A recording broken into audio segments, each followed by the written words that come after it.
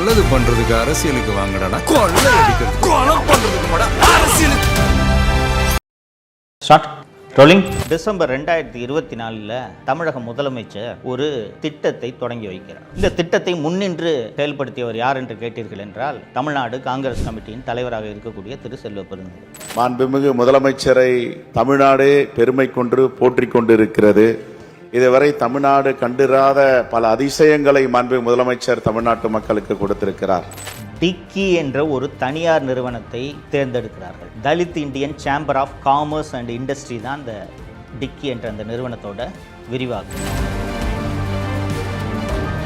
அந்த பில்டிங்கை செல்வ பெருந்தகை ஆட்டை போட்டு வச்சு கட்ட பஞ்சாயத்து பண்ணுறதுக்காகவே யூஸ் பண்ணுற பில்டிங் தான் அந்த பில்டிங். சாக்கடையில் இறங்கி சாக்கடையை க்ளீன் பண்ணுற அந்த தொழிலாளிகிட்டேருந்து கொள்ளையடிக்கிறவன் எவ்வளவு கேவலமானவனாக இருப்பான். அதை இந்த ஆட்சி அனுமதிக்கிறது. குடியிருக்கிற வீட்டில் டைனிங் டேபிளையும் கிச்சன்லையும் மலத்தையும் சாக்கடையும் அள்ளி ஊற்றுற அளவுக்கு நான் என்னங்க தப்பு பண்ணிட்டேன்?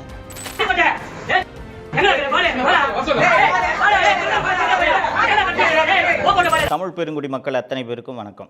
தோழர்களே, 2026 எவ்வளவு முக்கியமான தேர்தல் என்பது என்னை விட உங்கள் எல்லாருக்கும் ரொம்ப நல்லா தெரியும். பல்வேறு கட்சிகள் வேகமாக வந்து உங்ககிட்ட இதை தரோம் அதை தரோன்ட்டு நிறைய பேர் ஏற்கனவே திட்டங்களை எல்லாம் அறிவிச்சிட்டாங்க. பல்வேறு வாக்குறுதிகளை அள்ளி வீசி உங்கள் வாக்குகளை எங்களுக்கே தாருங்கள் என்று கேட்டுக்கொண்டிருக்கிறார்கள். அவர்களுக்கு வாக்களிப்பதா வேண்டாமா என்பதை நீங்கள் முடிவு செய்வதற்கு முன்னால் நீங்கள் உறுதியாக முடிவு செய்ய வேண்டிய விஷயம் ஒரே ஒரு விஷயம்தான்.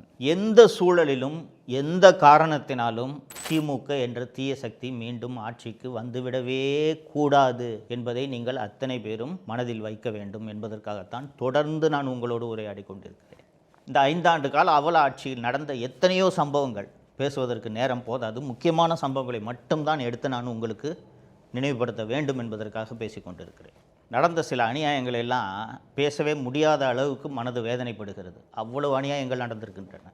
தோழர்களே, டிசம்பர் 2024 தமிழக முதலமைச்சர் ஒரு திட்டத்தை தொடங்கி வைக்கிறார். இது ஏற்கனவே மத்திய அரசில் இருக்கக்கூடிய திட்டம்தான். நமஸ்தே என்ற அந்த திட்டத்திற்கு பெயர். தமிழகத்தில் அண்ணல் அம்பேத்கர் தொழில் முனைவோர் திட்டம் என்று ஒரு திட்டத்தை தொடங்கி வைக்கிறார். ரொம்ப நல்ல திட்டங்க அது. என்ன திட்டம் என்றால், இந்த துப்புரவு தொழிலாளிகள் இருக்கிறார்கள் அல்லவா, குறிப்பாக சாக்கடையில் இறங்கி சாக்கடை அடைப்பை எடுக்கக்கூடிய தொழிலாளிகள் இருக்கிறார்கள் அல்லவா, அந்த தொழிலாளர்களை எல்லாம், குறிப்பாக தலித் சமூகத்தை சேர்ந்தவர்களை எல்லாம் தொழில் முனைவோர் ஆக்க வேண்டும். அவர்களுக்கு வங்கியின் மூலமாக கடன் கொடுத்து தொழில் முனைவோர் ஆக்க வேண்டும் என்பதற்காக மத்திய அரசில் நமஸ்தே என்ற ஒரு திட்டம் இருக்குது. அந்த திட்டத்தை அண்ணல் அம்பேத்கர் தொழில் முனைவோர் திட்டம் என்று மாற்றி தமிழக அரசு செயல்படுத்தியது. இந்த திட்டத்தை முன்னின்று செயல்படுத்தியவர் யார் என்று கேட்டீர்கள் என்றால், தமிழ்நாடு காங்கிரஸ் கமிட்டியின் தலைவராக இருக்கக்கூடிய திரு செல்வ பெருந்தகை. சமீபத்தில் தமிழக சட்டப்பேரவையின் கடைசி நாள் கூட்டத்தொடர் நடந்தது.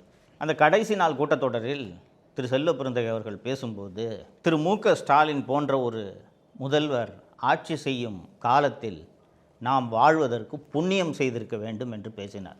திமுக எம்எல்ஏ கூட அவன் இந்த மாதிரி பேசலை. ஆனால் செல்வ பெருந்தகை இப்படி பேசினார். மாண்புமிகு முதலமைச்சரை தமிழ்நாடே பெருமை கொண்டு போற்றிக் கொண்டிருக்கிறது. வரலாறு காணாத திட்டங்கள், மக்கள் கண்டிராத உதவிகள், அது சமூக நல உதவியாகட்டும், மக்களுடைய ஏற்றத்திற்கான திட்டங்களாகட்டும், இதுவரை தமிழ்நாடு கண்டிராத பல அதிசயங்களை மாண்புமிகு முதலமைச்சர் தமிழ்நாட்டு மக்களுக்கு கொடுத்திருக்கிறார். ஏன் இந்தியாவே திரும்பி பார்க்கிறது, உலகமே திரும்பி பார்க்கிறது போன்ற திட்டங்களை கலியுக காலத்தில் நாங்கள் எல்லாம் இப்படிப்பட்ட முதல்வர் தலைமையில் பணியாற்றுவதில் பெருமைப்படுகிறோம். ஸோ இந்த அளவுக்கு செல்வ பெருந்தகை, இன்னொரு கட்சி தலைவராக இருக்கக்கூடிய செல்வ பெருந்தகை ஏன் திமுக அரசை, திமுகவை இப்படி புகழ வேண்டும் அப்படின்னு உங்களுக்கு தோணும். அதுக்கான விளக்கம் தான் நான் இப்போ இந்த திட்டத்தில் என்ன நடந்திருக்குன்றதை சொல்ல போகிறது. இந்த திட்டம் தொழில் முனைவோர் திட்டம், அண்ணல் அம்பேத்கர் தொழில் முனைவோர் திட்டம்னு சொன்னேன். இந்த திட்டத்தின்படி துப்புரவு தொழிலில் ஈடுபடும் நேரத்தில், குறிப்பாக இந்த சாக்கடையில் இறங்கி க்ளீன் பண்ணும்போது இறந்து போகிறார்கள் அல்லவா, அவர்களின் வாரிசுகள், தற்காலிக துப்புரவு தொழிலாளிகளாக இருப்பவர்கள் தலித்துகள். இதுதான் கேட்டகரி. இந்த கேட்டகரியில் இருக்கவங்களை தேர்ந்தெடுத்து அவர்களுக்கு வங்கியிலிருந்து கடன் வாங்கி தருவது. எதற்காக கடன் என்று கேட்டீர்கள் என்றால், சாலையில் நீங்கள் போகும்போது பார்த்துருப்பீங்க, அந்த ட்ரைனேஜ் மேனுவல் இருக்கும் இல்லைங்களா, ட்ரைனேஜ் ஹோல் இருக்கும் இல்லைங்களா, அந்த ஹோலுக்கு மேலே ஒரு வண்டியை நிப்பாட்டி அந்த வண்டி அதை உள்ளே இருக்கக்கூடிய அந்த அடைப்பை எடுக்கும். இது இந்த வாகனம், துப்புரவு வாகனம். இந்த வாகனத்தை சென்னை குடிநீர் மற்றும் கழிவுநீர் அகற்று வாரியம் சொந்தமாகவும் வைத்திருக்கிறது, வாடகைக்கும் எடுத்து வேலைகளை செய்கிறது. எங்கெங்கெல்லாம் இந்த கால்வாய் அடைப்பு ஏற்படுகிறதோ அங்கே இந்த வாகனம் பயன்படுத்தப்படும். தனியாரிடமிருந்து வாடகைக்கு எடுத்தால் அந்த சென்னை மெட்ரோ வாட்டர் நிறுவனம் அதற்கான பணத்தை கொடுத்துரும். இப்போ இந்த நான் அந்த 3 கேட்டகரி சொன்னேன்ல, தொழிலாளிகளின் இறந்து போன வாரிசுகள், தலித்துகள், துப்புரவு தொழிலாளிகள், இவங்களை இந்த கேட்டகரி சொன்னேன்ல, இவர்களில் ஒரு 250 பேர் 300 பேரை தேர்ந்தெடுத்து அவர்கள் அத்தனை பேருக்கும் தேசியமயமாக்கப்பட்ட வங்கிகளிலிருந்து கடன் வாங்கி தருவது. கிட்டத்தட்ட அவங்க கையிலேருந்து எதுவுமே போட வேண்டியதில்லைன்னு வச்சுக்கோங்க. அந்த கடனும் வந்து ரொம்ப 6% வட்டி, ரொம்ப மிக கம்மியான வட்டி இல்லை கடன். அப்படி அந்த அந்த யாருக்கு வண்டி அலாட்மெண்ட் ஆகுதோ அவர்கள் அத்தனை பேரும் சேர்ந்து 300 பேர் இருக்காங்கன்னு வச்சுங்களேன். இந்த 300 பேருக்கும் வங்கி கடன் கொடுத்து வண்டி அலாட் ஆகிடும். இந்த 300 பேரும் சேர்ந்து என்ன பண்ணணும்னா ஒரு கம்பெனியை ஃபார்ம் பண்ணணும். குரூப் மேனேஜ்மெண்ட் கம்பெனின்னு சொல்லுவாங்க. இந்த 300 பேரும் சேர்ந்து இந்த குரூப் மேனேஜ்மெண்ட் கம்பெனியை ஃபார்ம் பண்ணி, இந்த குரூப் மேனேஜ்மெண்ட் கம்பெனி இந்த வாகனங்களை பராமரிக்க வேண்டும், சென்னை மெட்ரோ வாட்டரோடு ஒப்பந்தம் போட வேண்டும், அந்த சென்னை மெட்ரோ வாட்டர் எங்கெங்கெல்லாம் வந்து இந்த கழிவுநீர் அடைப்பு ஏற்படுகிறதோ அங்கே இந்த வாகனங்களை அனுப்ப வேண்டும். அதற்கு உண்டான கட்டணத்தை மெட்ரோ வாட்டர் இந்த குரூப் மேனேஜ்மெண்ட் கம்பெனிக்கு கொடுக்கும். அதில் வரக்கூடிய பணத்தை இந்த தொழில் முனைவோர் அத்தனை பேருக்கும் பிரித்து கொடுக்க வேண்டும். அப்படி பிரித்து கொடுக்கும்போது இந்த வங்கி இவங்களுக்கு கடன் கொடுத்ததல்லவா, அந்த கடனை கழித்து கொண்டு மீதமுள்ள அமௌண்ட்டை இவங்களுக்கு தரணும். ஒருவருக்கு வண்டி வாங்கினா ஒரு மாதத்துக்கு minimum guarantee Chennai metro water இந்த லோன் வாங்கினவங்க அத்தனை பேருக்கும், வண்டி அலாட்மெண்ட் ஆனவங்க அத்தனை பேருக்கும் ஒப்பந்தம் போட்டுவிட்டது. மினிமம் ஒரு வண்டிக்கு ஒரு மாதத்துக்கு 3,30,000 ரூபாய் கிடைக்கும் என்று அந்த ஒப்பந்தத்தின்படி உத்தரவாதம் அளிக்கப்பட்டுள்ளது. ஓகேங்களா? இப்போ இது ஒரு நல்ல ஸ்கீம் தானே. இதை செயல்படுத்துறதுக்கு ஆக்சுவலி நம்ம இந்த அரசை வாழ்த்தணும். அதுக்கு பதிலாக விமர்சனம் செய்கிறேனே என்று நீங்கள் யோசிக்கலாம். இந்த இடத்துல தான் செல்வ பெருந்தகையோட ரோல் வருது. அந்த குரூப் மேனேஜ்மெண்ட் கம்பெனி ஃபார்ம் பண்ணணும்னு சொன்னேன்ல, அந்த குரூப் மேனேஜ்மெண்ட் கம்பெனியில் யார் இருக்கணும்னா இந்த வண்டி வாங்குகிறார்கள் அல்லவா தொழிலாளிகள், துப்புரவு தொழிலாளிகளின் வாரிசுகள், இவர்கள்தான் அந்த குரூப் மேனேஜ்மெண்ட் கம்பெனியில் இயக்குநர்களாக இருக்க வேண்டும், நடத்த வேண்டும். இந்த பயனாளிகளை அடையாளம் காண வேண்டும் இல்லையா? இப்போ நான் சொன்னேன் இல்லை, இந்த இறந்து போன தொழிலாளிகளோட வாரிசுகள், துப்புரவு தொழிலாளிகள், தற்காலிக தொழிலாளிகள்னு சொன்னேன் இல்லை, இவங்களை அடையாளம் கண்டுபிடிக்கிறது அவ்வளோ கஷ்டமாக என்ன? எளிதாக அடையாளம் கண்டுபிடிக்க முடியுமல்லவா? துப்புரவு தொழிலாளியாக வேலை பார்த்து இறந்து போனவர்களோட பட்டியல் வந்து சென்னை மெட்ரோ வாட்டரில் இருக்கும், சென்னை மாநகராட்சியில் இருக்கும் இல்லையா?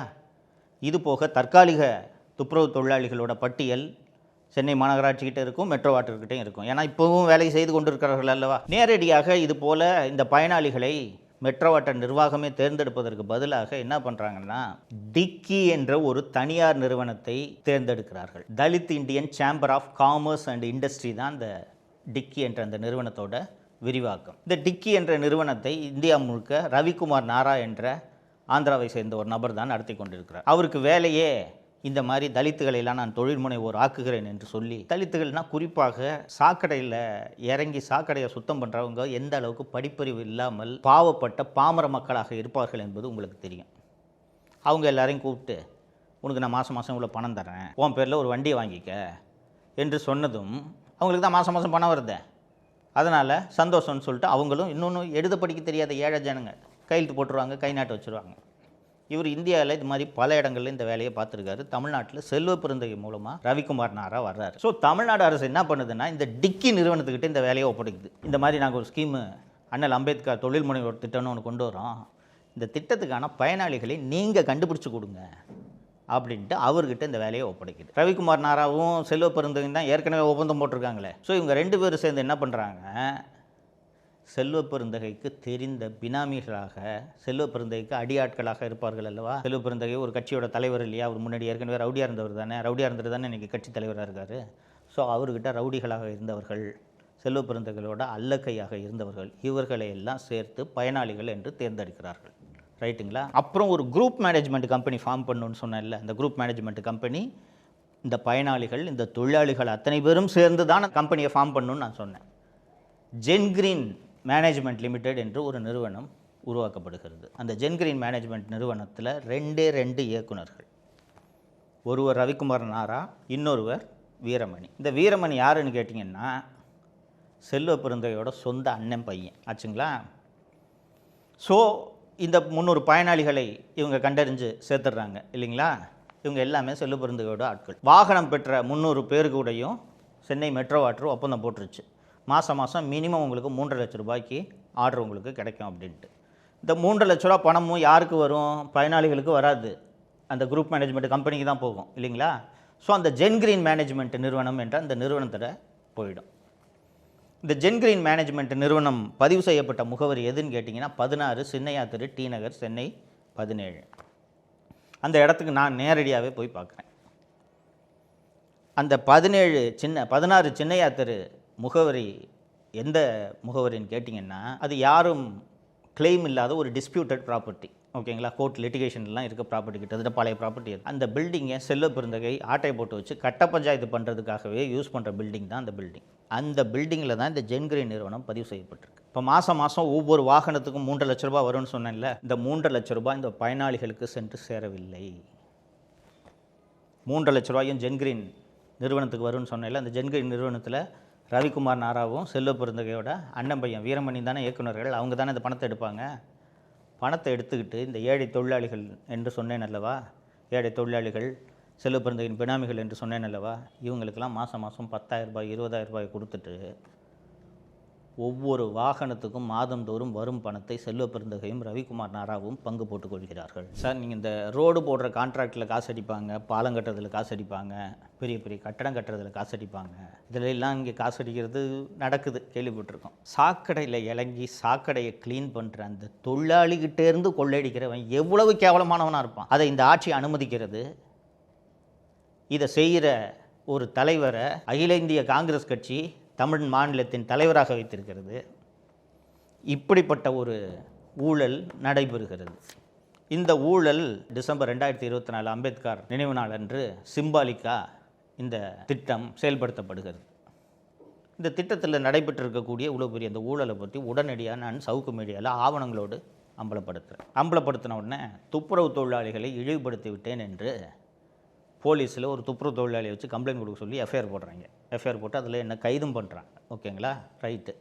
அதற்கு பிறகு அதோடு நான் நின்று விடாமல் இந்த ஆவணங்கள் மற்றும் ஆதாரங்கள் எல்லாத்தையும் வச்சு இதில் சிபிஐ விசாரணை நடத்த வேண்டும் என்று சிபிஐக்கும் மத்திய புலனாய்வு அமைப்புகளுக்கும் மாநில லஞ்ச ஒழிப்புத்துறைக்கும் புகார் அனுப்புகிறேன். ஆச்சுங்களா?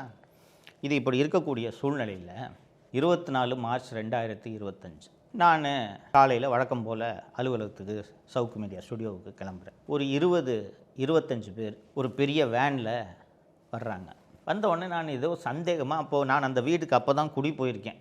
அது ரொம்ப ஒரு கீழ்ப்பாக்கத்தில் ஒரு சந்தில் இருக்கக்கூடிய வீடு. பல பேருக்கு அந்த வீட்டுக்கு குடி போனதே பல பேருக்கு தெரியாது. வண்டியில் யாரோ கல் எடுத்து வேகமாக அடிக்கிறாங்க. அடித்த உடனே நான் சரி நம்மளை தான் அடிக்கிறதுக்கு வந்திருக்காங்கன்னு நினச்சிக்கிட்டு டிரைவர்கிட்ட வண்டியை வேகமாக போக விடுப்பா அப்படின்னு நான் சொல்லிவிட்டு வண்டி கொஞ்சம் தூரம் போன உடனே அம்மா கால் பண்ணுறாங்க. அங்கே தடன்னு நிறைய பேர் வீட்டு கதவை வந்து தட்டுறாங்கப்பா, என்னன்னே தெரிலப்பா, பயமாக இருக்குப்பான்னு சொன்ன உடனே நான் உடனடியாக 100க்கு ஃபோன் பண்ணுறேன். அவசர போலீஸ் 100க்கு ஃபோன் அடிக்கிறேன். இதற்குள் வந்திருந்த ஒரு 20-25 பேர் துப்புரவு தொழிலாளிகள் போல் ட்ரெஸ் பண்ணியிருந்தாங்க. வந்திருந்தவங்க வீட்டோட பின்னாடி கதவை உடச்சிட்டு உள்ளே போயிட்டாங்க. உள்ளே போய், மக்களே யாருக்குமே எதிரிக்கு கூட நடக்கக்கூடாதுங்க. 25 லிட்டரு பக்கெட்டு 5 பக்கெட்டில் சாக்கடையும் மனித மலத்தையும் கலந்து அள்ளிக்கிட்டு வந்து எங்கள் வீட்டில் எங்கள் அம்மா 70 வயசு அவங்களுக்கு தனியாக இருக்காங்க. வீடு முழுக்க டைனிங் டேபிள், சாப்பிட்ற இடம், kitchen, gas stove, cooker, bed, படுக்கிற பெட்டு அத்தனையின் மீதும் அந்த 5 பக்கெட்டில் இருந்த அந்த சாக்கடையும் மனித மலத்தையும் வீசி எறிந்து விட்டு அங்கேயே உட்காந்து தர்ணா பண்ணுறாங்க.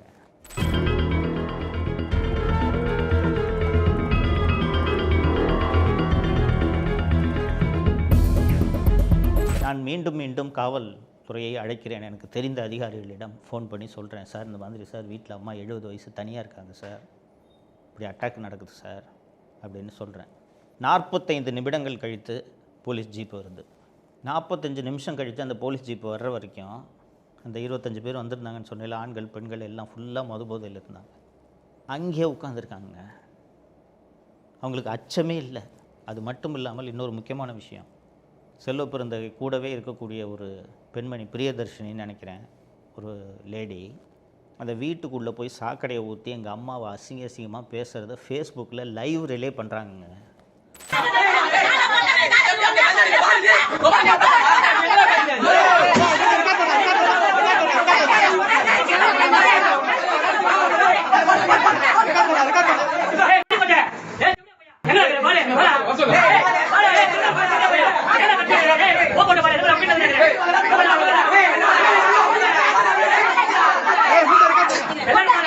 எங்கேயாவது நடக்குமா நாட்டில்? ஒரு ஜனநாயக நாட்டில் இது நடக்குமா?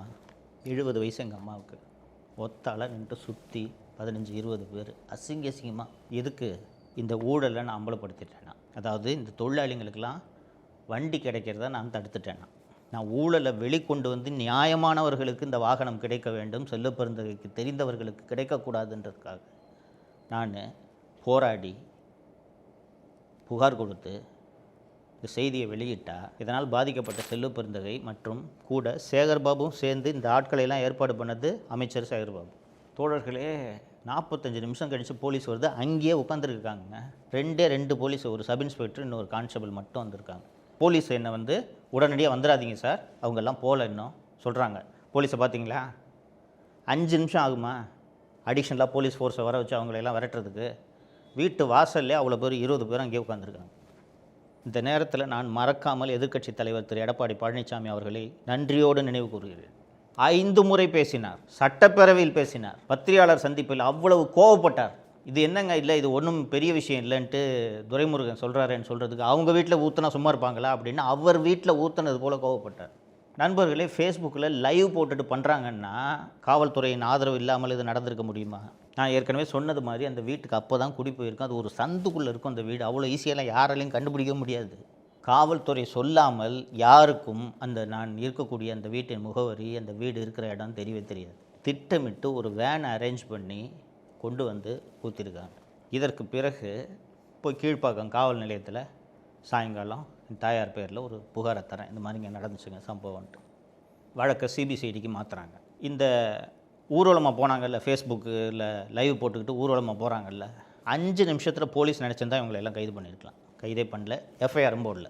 சென்னை மாநகர காவல்துறை ஆணையர் அருணுக்கு இதில் தொடர்பு இருக்குது. அவர்தான் இந்த வீட்டையே அடையாளம் காமிச்சு இந்த தாக்குதலுக்கு ஏற்பாடு பண்ணியிருக்காரு. நான் வெளிப்படையாகவே பத்திரிகையாளர்களிடம் குற்றம் சுமத்தியதும் வழக்கு சிபிசிஐடிக்கு மாற்றப்படுகிறது. உங்களுக்கு தெரியும், எந்த புகார் கொடுத்தாலும் முதல்ல வழக்கை பதிவு செஞ்சுட்டு அந்த எஃப்ஐஆரை தான் சிபிசிஐடிக்கு மாற்றுவாங்க. சிஎஸ்ஆர் போட்டு சிஎஸ்ஆர் ஸ்டேஜ்லேயே இந்த வழக்கு சிபிசிஐடிக்கு மாற்றப்பட்டது. சிபிசிஐடிக்கு போச்சா? என்னென்ன நடந்துச்சுன்ற விவரத்தை நான் சொன்னேன்னா, சிபிசிஐடி ஜாமீனில் வெளிவரக்கூடிய பிரிவுகளில் வழக்கு பதிவு செய்கிறாங்க. எங்கேயாவது கேள்விப்பட்டிருக்கீங்களா? இது எவ்வளோ பெரிய கொடுமை இது. இங்கே சாப்பிட்ற டைனிங் டேபிளில் மலை தள்ளி வீசினா திருப்பி அங்கே உட்காந்து திங்க முடியுமாங்க? இங்கே படுக்கிற பெட்டில் மலத்தையும் சாக்கடையும் வீசினா படுக்க முடியுமா உங்களால்? அந்த இடத்துல அந்த பொருட்களை மீண்டும் உபயோகிக்க முடியுமா? அதுக்கப்புறம் ஜாமீனில் வெளிவரக்கூடிய பிரிவுகளில் எஃப்ஐஆரை பதிவு செய்து 4 பேரை அரெஸ்ட் பண்ணுறாங்க. மேஜிஸ்ட்ரேட்டை கொண்டு போய் நிறுத்தினோன்னு இது எல்லாமே பெயிலபிள் செக்ஷன்னு ஜாமீனில் விட்டாங்க அவங்க. தோழர்களே, இந்த வழக்கில் செல்வப்பெருந்தகை சம்மந்தப்பட்டிருக்கிறார், சேகர்பாபு சம்மந்தப்பட்டிருக்கிறார். ஏன்னா செல்வப்பெருந்தகை இதை நியாயப்படுத்தி பேசுகிறாரு. பத்திரிகையாளர் சந்திப்பில் நடந்தது தப்பு தான், இருந்தாலும் தொழிலாளிக்கு வண்டி கிடைக்கிறத வந்து ஒரு தப்பாக பேசினேன்னா தொழிலாளி இப்படி ரியாக்ட் பண்ணுவாங்கன்ட்டு கிட்டத்தட்ட நியாயப்படுத்தி பேசுகிறாரு செல்வப்பெருந்தகை. அங்கே வந்து இந்த தாக்குதலில் ஈடுபட்ட அத்தனை பேரும் செல்வப்பெருந்தகையோடு இருப்பவர்கள் என்பது ஊருக்கே தெரியும், அத்தனை பேருக்கும் தெரியும். அத்தனை பேரும் காங்கிரஸ் கட்சியின் SC/ST பிரிவை சேர்ந்தவர்கள். இவ்வளவு நடந்திருக்கு. இன்னைக்கு வரைக்கும் சிபிசிஐடி இந்த வழக்கில் உண்மையான குற்றவாளிகளை கைது செய்யவில்லை, விசாரணையை நடத்தி முடிக்கவில்லை. ஆனால் நான் இந்த தொழிலாளிகளுக்காக இந்த அண்ணல் அம்பேத்கர் தொழில் முனைவோர் திட்டத்தில் ஊழல் நடந்திருக்கிறது, இதில் சிபிஐ விசாரணை வேண்டும் என்று சென்னை உயர்நீதிமன்றத்தை அணுகிய போது நீதிபதிகள் திரு GR சுவாமிநாதன் மற்றும் திரு VR லட்சுமிநாராயணன் ஆகியோர் சிபிஐ விசாரணை வேண்டாம், இந்த பயனாளிகள் பட்டியல் இருக்கா இல்லை 200-250 பேர் வண்டி வாங்கியிருக்காங்களே, இவர்கள் உண்மையான பயனாளிகள் தானா என்பதை கண்டறிய வேண்டும், கண்டறிந்து சரியான பயனாளிகளுக்கு மட்டும்தான் வாகனத்தை கொடுக்க வேண்டும் என்று ஒரு உத்தரவு போட்டார்கள். இந்த உத்தரவை எதிர்த்து சிபிஐ விசாரணை நடத்தப்பட வேண்டும் என்று நான் உச்சநீதிமன்றத்தை அணுகினேன். உச்சநீதிமன்றத்தில் நான் தொடுத்த வழக்கு இன்னும் நிலுவையில் இருக்கிறது. தமிழக அரசு பதில் சொல்ல வேண்டும் என்று உச்சநீதிமன்றம் நோட்டீஸ் ஆர்டர் பண்ணியிருக்கு. நான் உங்கள் மக்கள் அத்தனை பேரையும் கேட்டுக்கிறேன், அந்த வீட்டில் வந்து சாக்கடை ஊற்றுற அந்த புகைப்படம் ஊர் எல்லாம் இருக்குது, கூகுள் பூரா நீங்கள் பார்த்தீங்கன்னா தெரியும். எந்த ஆட்சியிலாவது இப்படி ஒரு கொடுமை நடக்குமாங்க? ஒரு எதிரி ஆளை வச்சு அடிப்பாங்க, வெட்டுவாங்க, இதெல்லாம் பார்த்துருக்குறோம். குடியிருக்கிற வீட்டில் டைனிங் டேபிளையும் கிச்சன்லையும் மலத்தையும் சாக்கடையும் அள்ளி ஊற்றுற அளவுக்கு நான் என்னங்க தப்பு பண்ணிட்டேன்? ஆனால் இது இந்த திராவிட மாடல் ஆட்சியில் நடந்தது. என்னால் இதை மறக்க முடியாது, எங்கள் அம்மாவால் இதை மறக்க முடியாது. நீங்கள் இதை மறக்கக்கூடாது வாக்களிக்கும் போது என்பதற்காகத்தான், இதை நினைவுபடுத்துவதற்காக உங்களிடம் நான் இதை பேசுகிறேன். இப்படிப்பட்ட ஆட்சி மீண்டும் வந்தால் எங்கள் வீட்டில் நடந்த தாக்குதல் உங்கள் வீட்டில் நடக்காது என்பதற்கு என்ன உத்தரவாதம்? இதை நீங்கள் யோசித்து பார்க்க வேண்டும். எதிர்க்கட்சித் தலைவர் எடப்பாடி பழனிசாமி தன் வீட்டில் நடந்ததாக உணர்ந்து கோபப்பட்டு 5 முறை பத்திரிகையாளரை சந்தித்து பேசினார். சட்டப்பேரவையில் இந்த பிரச்சனையை எழுப்புவதற்கு முயற்சி செய்தார். அவைத்தலைவர் அனுமதிக்கவில்லை. இது போன்ற கோபம் உங்கள் ஒவ்வொருவருக்கும் வர வேண்டும் என்பதை இந்த நேரத்தில் நான் கேட்டுக்கொள்கிறேன். வாக்குச்சாவடிக்கு போகும்போது எப்படிப்பட்ட ஆட்சி இந்த ஆட்சி, அதே திமுக காங்கிரஸ் கூட்டணி தான் உங்களை நோக்கி வாக்குகளை கேட்டு வருகிறது. மறந்துடாதீங்க, தப்பி தவறி கூட மறந்துடாதீங்க. Start rolling.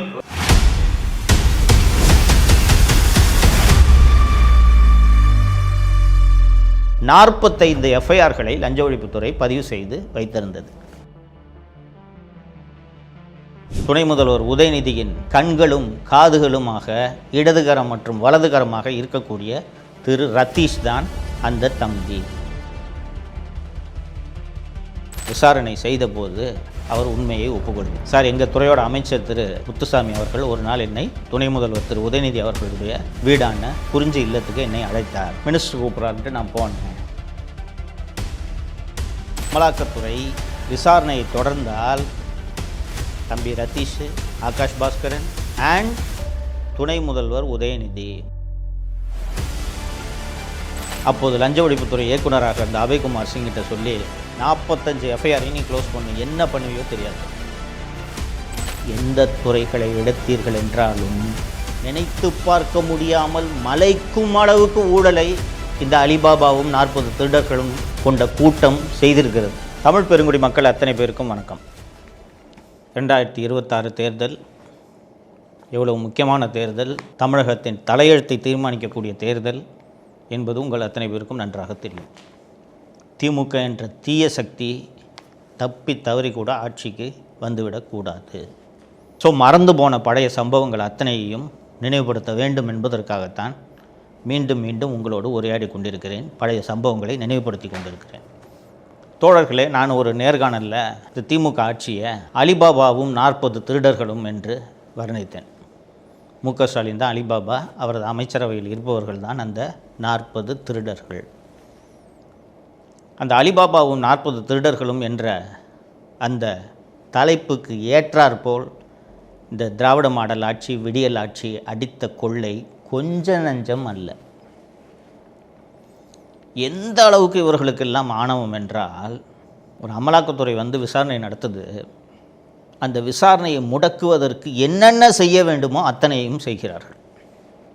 தோழர்களே, மார்ச் 2025 டாஸ்மாக் தொடர்பாக டாஸ்மாக் அலுவலகம் உள்ளிட்ட பல்வேறு இடங்களில் அமலாக்கத்துறை சோதனை நடத்தியது. பல இடங்களில் சோதனைகள் நடைபெற்றன. உங்களில் பலருக்கு தெரியும், அமலாக்கத்துறை, என்ஃபோர்ஸ்மெண்ட் டைரக்டரேட் என்று அழைக்கப்படக்கூடிய அமலாக்கத்துறை ஏதாவது ஒரு ப்ரெடிகேட் அஃபென்ஸ் இருந்தால் அந்த ப்ரெடிகேட் அஃபென்ஸ் மூலமாக தான் உள்ளே வர முடியும். அதாவது அடிப்படையில் ஒரு எஃப்ஐஆர் வேணும். அந்த எஃப்ஐஆரில் இருக்கக்கூடிய sections PMLA, prevention of money laundering ஆக்டில் இருக்கக்கூடிய ஷெடியூல்டு அஃபென்ஸில் அந்த செக்ஷன் இருக்கணும். அந்த செக்ஷன் இருந்துச்சுன்னா அதன் அடிப்படையில் பணப்பரிமாற்றம் தொடர்பாக அமலாக்கத்துறை விசாரணையை நடத்தலாம். ஸோ இப்போது அமலாக்கத்துறை இந்த சோதனைகளை நடத்துவதற்கு ஒரு ப்ரெடிகேட் அஃபென்ஸ் வேணும் இல்லையா? லஞ்ச ஒழிப்புத்துறை என்ற துறை தமிழக அரசின் கீழ் இயங்குவது உங்களுக்கு தெரியும். அந்த லஞ்ச ஒழிப்புத்துறை திடீரென்று பல்வேறு அலுவலகங்களில் சோதனைகள் நடத்துவார்கள். அப்படி லஞ்ச ஒழிப்புத்துறை பல்வேறு டாஸ்மாக் கடைகளில், டாஸ்மாக் அவுட்லெட்ஸில் சோதனைகளை நடத்தி கேஷை செக் பண்ணுவாங்க. அதாவது விற்பனையான அளவுக்கும் கல்லாவில் இருக்கக்கூடிய கேஷையும் செக் பண்ணி பார்க்கும்போது ரெண்டும் குறைச்சலாக இருந்தாலும் சரி, கூடுதலாக இருந்தாலும் சரி, அதிகமாக பணம் வாங்கியிருக்காங்கன்னு சொல்லிட்டு நடவடிக்கை எடுப்பார்கள். இதுபோல் 45 எஃப்ஐஆர்களை லஞ்ச ஒழிப்புத்துறை பதிவு செய்து வைத்திருந்தது. இந்த எஃப்ஐஆர்களின் அடிப்படையில் தான் அமலாக்கத்துறை மார்ச் 2025 சோதனையை நடத்தியது. இந்த சோதனைகளில் அமலாக்கத்துறை டாஸ்மாக் எம்டியோட அலுவலகத்திலும் எம்டி திரு விசாகன் அவர்களுடைய வீட்டிலும் சோதனைகளை நடத்தி விசாகன் அவர்களோட தொலைபேசியை பறிமுதல் செய்து ஆய்வு செய்கிறது. அப்படி ஆய்வு செய்யும்போது பார்த்தால் தம்பி என்று ஒருவரை அழைத்து அந்த தம்பியிடம் பல்வேறு விஷயங்களுக்கு டாஸ்மாகோட எம்டியாக இருக்கக்கூடிய விசாகன் ஒப்புதல் பெறுகிறார் என்ற விஷயம் அமலாக்கத்துறைக்கு அந்த சோதனையின் போதே தெரிய வருகிறது. அந்த தம்பி பதிலுக்கு மெசேஜில் அனுப்புகிறாரு, இந்த பிராண்டுக்கு ஆர்டர் கொடுங்க, இந்த பிராண்டுக்கு ஆர்டரு இவ்வளவு கொடுங்க, இந்த பிராண்டியை இவ்வளோ வாங்குங்க என்று பல்வேறு பிராண்டுகளை பற்றிலாம் அவர் அந்த தம்பி உத்தரவு தருகிறார். நண்பர்களே, அதற்கு பிறகு என்ன நடக்குதுன்னா, அந்த தகவலின் அடிப்படையில் அமலாக்கத்துறை அந்த தம்பி யாரென்றால் துணை முதல்வர் உதயநிதியின் கண்களும் காதுகளுமாக இடதுகரம் மற்றும் வலதுகரமாக இருக்கக்கூடிய திரு ரத்தீஷ் தான் அந்த தம்பி. இந்த ரத்தீஷ்கிட்ட ஏன் ஒரு ஐஏஎஸ் ஆஃபீஸர், விசாகன் என்ற ஐஏஎஸ் ஆஃபீஸர், ஒரு டாஸ்மாகோட மேனேஜிங் டைரக்டர் ஏன் இன்ஸ்ட்ரக்ஷன் பெற வேண்டும்? இந்த சோதனைகள் எல்லாம் நடத்தி முடித்த பிறகு திரு விசாகன் அவர்களை அமலாக்கத்துறை அழைத்து விசாரணை செய்தபோது அவர் உண்மையை ஒப்புக்கொள்கிறார். சார், எங்கள் துறையோட அமைச்சர் திரு முத்துசாமி அவர்கள் ஒரு நாள் என்னை குறிஞ்சி இல்லத்துக்கு, துணை முதல்வர் திரு உதயநிதி அவர்களுடைய வீடான குறிஞ்சி இல்லத்துக்கு என்னை அழைத்தார். மினிஸ்டர் கூப்பிட்றாருன்ட்டு நான் போனேன். அப்போது துணை முதல்வரும் உடனிருந்தார். அப்போது எங்களது அமைச்சர், துணை முதல்வர் உங்ககிட்ட ஏதோ சொல்லணும்னு சொல்கிறாரு, என்னன்னு கேட்டுங்கன்றாரு. அப்போது துணை முதல்வரான திரு உதயநிதி ரத்தீஷை கை காமிச்சு, டாஸ்மாக் சம்மந்தமாக என்ன இன்ஸ்ட்ரக்ஷனாலும் ரத்தீஷ் கொடுப்பாரு, அதை நீங்கள் ஃபாலோ பண்ணுங்கன்னு சொன்னார்.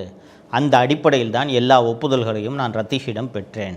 ரத்தீஷ் தான் அந்த தம்பி என்று விசாகன் வாக்குமூலம் கொடுக்குறார். ஓகேங்களா? இந்த டாஸ்மாக் சோதனைகளை இடி நடத்திக்கிட்டு இருக்கும்போதே இடி ஆகாஷ் பாஸ்கரன் என்ற ஒரு நபரது வீட்டுக்கு சென்று சோதனை நடத்துகிறது. இந்த ஆகாஷ் பாஸ்கரன் யார் என்று இந்நேரம் உங்களுக்கு தெரிஞ்சிருக்கும், அப்போது பலருக்கு தெரியாது. இந்த ஆகாஷ் பாஸ்கரன் என்பவர் திடீர் தயாரிப்பாளர், சினிமா தயாரிப்பாளர். இன்றைக்கி சினிமா இண்டஸ்ட்ரி இருக்கக்கூடிய நிலைமை உங்களுக்கு தெரியும். பெரிய பெரிய ஸ்டுடியோவெல்லாம் கடையை சாத்திட்டு போயிட்டாங்க. சத்யஜோதி ஃபிலிம்ஸு, ஏவிஎம்லாம் இன்றைக்கி சினிமா பக்கத்தே வர்றதில்லை. பெரிய பெரிய நிறுவனங்கள்லாம் கடையை சாத்திட்டு போயிட்டாங்க. ஏன்னா இன்றைக்கி சினிமா எடுத்து கட்டுப்படி ஆகாது. முன்னாடி போல் 50 நாள் 100 நாள் 25 நாள் கூட படம் ஓட மாட்டேங்குது. வெள்ளி சனி ஞாயிறு 3 நாள் ஓடினா அந்த படத்தோட வசூல், இல்லைனா அவ்வளோதான், வேலை முடிஞ்சு. அப்படிப்பட்ட ஒரு சூழ்நிலையில் பெரிய பெரிய நிறுவனங்கள், எந்த நிறுவனமும் தயாரிப்பு வேலையில் ஈடுபடுறதில்லை. இன்னொன்று, ஸ்டார்ஸோட சம்பளம் ரொம்ப அதிகமாகிடுச்சு. 200 கோடிங்க ஒரு ஹீரோவுக்கு சம்பளம். விஜய்க்கு சம்பளம் 200 கோடி, ரஜினிக்கு சம்பளம் 200 கோடி. 200 கோடி ஹீரோவுக்கு சம்பளத்தை கொடுத்து இன்னொரு 100 கோடி படத்துக்கு செலவு பண்ணி, பப்ளிசிட்டிக்கு ஒரு 10 கோடி செலவு பண்ணி 310 கோடிக்கு படம் எடுத்து, இந்த 310 கோடி நீங்கள் வெள்ளி சனி ஞாயிறு 3 நாளில் சம்பாதிக்கணும்னா அவர் கதையாது, யார் செலவு பண்ணுவா? இப்படி இருக்கக்கூடிய சூழ்நிலையில் ஆகாஷ் பாஸ்கரனுக்கு வயசு ஒரு 25-26 தான் இருக்கும்னு நினைக்கிறேன், சின்ன பையன். ஆகாஷ் பாஸ்கரன் டான் பிக்சர்ஸ் என்ற ஒரு நிறுவனத்தை திடீரென்று தொடங்குகிறார். டான் என்றால் விடியல், விடியல் ஆட்சி அல்லவா, விடியல். டான் பிக்சர்ஸ் என்ற நிறுவனத்தை தொடங்குகிறார். திரைப்பட தயாரிப்பு நிறுவனத்தை யார் வேணாலும் தொடங்கலாம். நீங்களும் நானும் கூட ஒரு கம்பெனி பேரை ரிஜிஸ்டர் பண்ணி சவுக்கு ப்ரொடக்ஷன்ஸ் அப்படின்ட்டு ஒரு நிறுவனத்தை தொடங்கலாம். ஆனால் இந்த நிறுவனம் தொடங்கியதும் 4 பெரிய படங்களை அறிவிக்கிறது. 4மே பெரிய பட்ஜெட் படம். 1 இட்லி கடை, தனுஷை டைரக்ட் பண்ணி தனுஷ் ஹீரோவாக நடிக்கிற படம் இட்லி கடை. 2 பராசக்தி, பொங்கலுக்கு ரிலீஸ் ஆகி என்னாச்சு ரிசல்ட்ன்றது உங்களுக்கு தெரியும். அதுவும் பெரிய பட்ஜெட் படம், பீரியட் ஃபிலிமு, ஏகப்பட்ட ரூபா செலவாகும். 3வது சிம்புவை வைத்து ஒரு படம், அது இன்னும் பெயரிடப்படவில்லை. அண்டு காலஞ்சென்ற நடிகர் திரு முரளி அவர்களுடைய மகன் அதர்வாவை ஹீரோவாக போட்டு இதயம் முரளின்னு படத்துக்கு பேர் வச்சு 4 படம். 4 படமும் ஒரே நேரத்தில் இந்த டான் பிக்சர்ஸ் தொடங்குது. ஒரு 25-26 வயசு சின்ன பையனுக்கு எங்கிருந்து இவ்வளவு பணம் வரும் யோசித்து பார்த்தீர்களா? இதனால் தான் அமலாக்கத்துறை டாஸ்மாக் சோதனைகள் தொடர்பாக இந்த ஆகாஷ் பாஸ்கரன் வீட்டுக்கு போய் சோதனை நடத்துகிறது. ஆச்சுங்களா? இந்த இட்லி கடை படம் பார்த்தவங்களுக்கு தெரியும். படத்தோட தொடக்கத்திலேயே நன்றி ரத்தீஷ் என்று போட்டிருப்பார்கள். ரத்தீஷுக்கும் சினிமாவுக்கும் என்ன சம்மந்தம்? நீங்கள் டான் பிக்சர்ஸு, ஆகாஷ் பாஸ்கரன் படம் எடுக்கிறாரு. ரத்தீஷுக்கும் படத்துக்கும் என்ன சம்மந்தம்? எதுக்கு நன்றி ரத்தீஷ்? ஏன்னா துட்டு ரத்தீஷ். ரத்தீஷ் தான் டாஸ்மாகில் சம்பாதிச்ச பணத்தை சினிமாவில் போட்டு அண்ணனை குஷிப்படுத்தலாம் என்று இந்த டான் பிக்சர்ஸை தொடங்கி, ஏன்னா எல்லாமே ரெட் ஜெயின்ட் பிக்சர்ஸ்னால் தான் பேசுகிறீங்களே நீங்கள், எல்லாமே படம் ரெட் ஜெயின்ட் தான் தயாரிக்குதுன்னு. அதனால் டான் பிக்சர்ஸ்னு ஒரு நிறுவனத்தை தொடங்கி அண்ணனை குஷிப்படுத்தலான்ட்டு படம் எடுத்து அந்த இட்லி கடை மற்றும் 4 படங்களை டான் பிக்சர்ஸ் மூலமாக எடுக்கிறாங்க. அதனால தான் நன்றி ரத்தீஷ்னு டைட்டிலில் போட்டது. அதுக்கப்புறம் பராசக்தி ரிலீஸ் ஆனதெல்லாம் உங்களுக்கு தெரியும். சரிங்களா? இப்போது அமலாக்கத்துறை ப்ரெடிகேட் அஃபென்ஸ் இருந்தால் தான் ஒரு வழக்கு விசாரணை தொடர முடியும் என்று நான் ஏற்கனவே சொன்னேன். ஃபார் எக்ஸாம்பிள், ஒரு சீட்டிங் கேஸு, நான் வந்து உங்களை 10 லட்ச ரூபாய் ஏமாத்திடுறேன்னு வச்சுங்க, என் மேலே சீட்டிங்க்கு ஒரு எஃப்ஐஆர் போடுறாங்க, ரைட்டுங்களா? இந்த எஃப்ஐஆரை பேஸ் பண்ணி அமலாக்கத்துறை வந்து என்னை கைது செய்ய முடியும், விசாரணை நடத்த முடியும், சோதனை நடத்த முடியும். ஓகே, இப்போ நான் உங்களுக்கு அந்த 10 லட்ச ரூபாய் திருப்பி கொடுத்துட்றேன், சமாதானமாக போயிடுறோம், எஃப்ஐஆர் குவாஷ் ஆகிடுதுன்னு வச்சுக்கோங்க, அமலாக்கத்துறை உள்ளே வர முடியாது, அமலாக்கத்துறையோட ஜூரிஸ்டிக்ஷன் போயிடுது. புரியுதுங்களா? ஸோ இப்போ இந்த டாஸ்மாக் விவகாரத்தில் அமலாக்கத்துறை விசாரணையை தொடர்ந்தால் தம்பி ரதீஷ், ஆகாஷ் பாஸ்கரன் அண்ட் துணை முதல்வர் உதயநிதி 3 பேரும் மாட்டுவார்கள் என்பது ஸ்டாலின் குடும்பத்துக்கு நன்றாக தெரியும். பாசிச மோடி அரசு ஒழிகேட்டு பேசிக்கிட்டு இருந்த ஸ்டாலின் இந்த அமலாக்கத்துறையோட சோதனைகள் நடந்த உடனே நித்தி ஆயோக் கூட்டத்தில் கலந்துக்கிட்டு நேரடியாக போய் அந்த கூட்டத்தில் கலந்துக்கிட்டதோடு இல்லாமல் பிரதமரை சந்திக்க தனியாக நேரம் வாங்கி சென்று சந்தித்தார். இன்னும் ரொம்ப நேரம் ஒன்றும் பேசியிருக்க முடியாதுன்னு வச்சுங்க, இருந்தாலும் அந்த அச்சம்தான் காரணம். சரி, ஸோ இப்போ இந்த ப்ரெடிகேட் அஃபென்ஸ் பற்றி சொல்லிகிட்டு இருந்தேன் ஆச்சுங்களா? அந்த எஃப்ஐஆர் க்ளோஸ் ஆச்சுன்னா அமலாக்கத்துறை உள்ளே வர முடியாது, ஜூரிஸ்டிக்ஷன் இருக்காதுன்னு சொன்னேன் இல்லைங்களா? ஸோ 45 எஃப்ஐஆர்கள் லஞ்ச ஒழிப்புத்துறையில் நிலுவையில் இருந்தது டாஸ்மாக் மீது. அதன் அடிப்படையில் தான் அமலாக்கத்துறை இந்த சோதனைகளை நடத்தியதுன்னு சொன்னேன்ல. அந்த 45 எஃப்ஐஆரையும் க்ளோஸ் பண்ணிட்டா இடி என்ன பண்ண முடியும்? ஒன்றும் பண்ண முடியாது இல்லையா? அப்போ அந்த எஃப்ஐஆரை க்ளோஸ் பண்ணணும். எப்படி க்ளோஸ் பண்ணுறது? சமீபத்தில் அபய்குமார் சிங் என்ற ஒரு டிஜிபி 31 ஜனவரி மாதம் என்று நினைக்கிறேன் ஓய்வு பெற்றார்.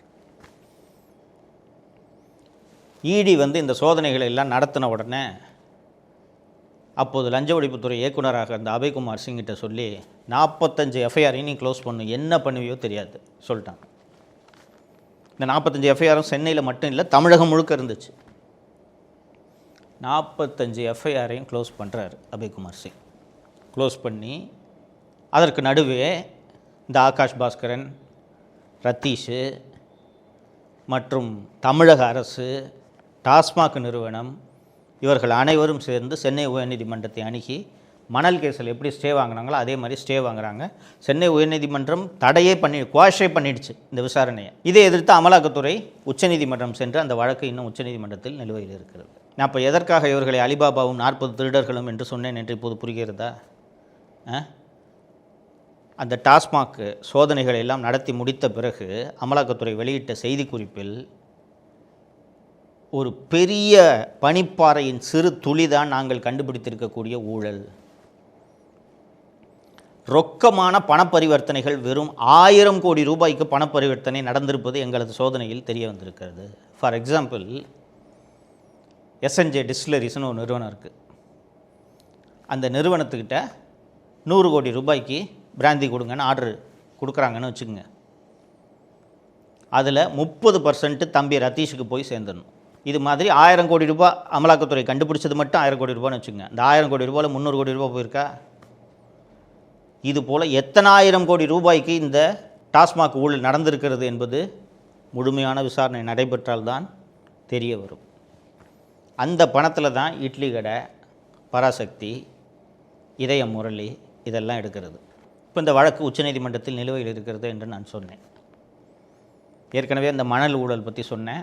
இப்போது இந்த டாஸ்மாக் ஊழல். இது போல் எந்த துறைகளை எடுத்தீர்கள் என்றாலும் நினைத்து பார்க்க முடியாமல் மலைக்கும் அளவுக்கு ஊழலை இந்த அலிபாபாவும் 40 திருடர்களும் கொண்ட கூட்டம் செய்திருக்கிறது. இப்போது எங்களுக்கு வாக்களியுங்கள் என்று உங்களை நோக்கி, உங்களை தேடி இவர்கள் உங்கள் கையில் காலில் விழுந்து நடித்து கொண்டே வருவதற்கான காரணம் மற்றும் நோக்கம் என்ன தெரியுமா? இதே கொள்ளையை திரும்ப அரங்கேற்றுறதுக்கு. நான் ஏற்கனவே பல நேர்காணலில் சொல்லியிருப்பேன். இவர் மு.க. ஸ்டாலின் அவர்களோட மருமகன் திரு சபரீசன் அவர்கள் ஒரு வாட்ச் பைத்தியன்ட்டு நான் சொல்லியிருக்கேன். திரு சபரீசன் அவர்களிடம் இருக்கக்கூடிய வாட்சுகளோட மதிப்பு மட்டும் 200 கோடி ரூபான்னு சொல்கிறான். ஒரே ஒரு வாட்சு 33 கோடி. எவ்வளவு பணம் இருந்துச்சுன்னா, எவ்வளவு பண திமிர் இருந்துச்சுன்னா ஒருத்தன் கையில் கட்டுற வாட்சை 33 கோடிக்கு கட்டுவான்ட்டு கொஞ்சம் யோசிச்சு பாருங்கள். இப்போ எவ்வளோ பணம் இருக்குது? டாஸ்மாகில் இது மாதிரி வந்த பணம் தான். இந்த கொள்ளைக்காரர்கள் மீண்டும் ஆட்சி நடத்த வேண்டுமா என்பதை நீங்கள் யோசித்து பாருங்கள். இதுதான் நான் உங்களுக்கு வைக்கக்கூடிய வேண்டுகோள். இதெல்லாம் நீங்கள் யோசிச்சு பார்த்தீங்கன்னா நான் தான் உங்களை அறிவார்ந்த மக்கள் என்று நான் மீண்டும் மீண்டும் சொல்லி கொண்டிருக்கிறேன். உங்களுக்கு தெரியும். மீண்டும் திமுக ஆட்சிக்கு வரலாமா? ஸோ திமுக ஆட்சிக்கு வரக்கூடாதென்றால் திமுகவை ஆட்சிக்கு வரவிடாமல் வீழ்த்தக்கூடிய சக்தி எது என்பதை நீங்கள் யோசித்து பார்த்து வாக்களிக்க வேண்டும். அவ்வளோதான். நோட்டாவுக்கு போடுறேன், நாம் தமிழருக்கு போடுறேன், எங்கள் ஊரில் சுயேட்சையாக ஒரு பையன் கலர் கலராக முடி வச்சுட்டு நிற்கிறாரு அவருக்கு போடுறேன் என்று நீங்கள் வாக்குகளை வீணடித்தால் மீண்டும் இந்த அலிபாபா கொள்ளை கூட்டம் ஆட்சிக்கு வந்துவிடும். அதை தவிர்ப்பதற்கு எந்த கட்சியை தேர்ந்தெடுக்க வேண்டும் என்பதை நன்றாக சிந்தித்து தேர்ந்தெடுத்து வாக்களியுங்கள். உங்கள் வாக்குகளை சரியாக செலுத்துங்கள் என்பதுதான் நான் உங்களுக்கு வைக்கக்கூடிய வேண்டுகோள். நன்றி. தமிழகத்தை காப்போம்.